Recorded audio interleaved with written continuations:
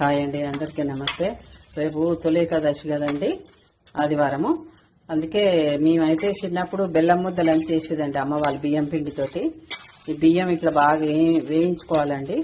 వేయించుకొని అలాగే వేసి పిండి పట్టించుకోవచ్చు, లేకపోతే మనం మిక్సీకి వేసుకొని అయినా చేసుకోవచ్చు అండి. బెల్లం పాకు బట్టి చేసుకోవాలి.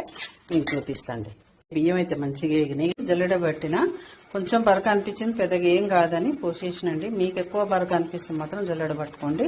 ఇగో 2 గ్లాసుల బియ్యం అండి. ఇది అంటే ½ కేజీ పిండి అన్నట్టు, అడ్డచేరు పిండి. నేను ½ కిలో బెల్లం వేసినండి. మీరైతే 300-350 గ్రాముల బెల్లం వేసుకోండి. ఒక పావు సేరు నీళ్ళు పోయి కొబ్బరి ముక్కకైతే కట్ చేసి సన్నగా ఇట్లా కట్ చేసి వేయించినండి. అందులో కొన్ని పుట్నాలు పోసి కూడా వేయించుకోవాలండి.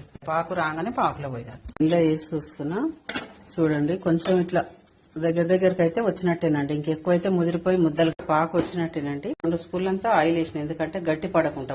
బియ్యం ముద్దలు బెల్లంతో రెడీ అండి.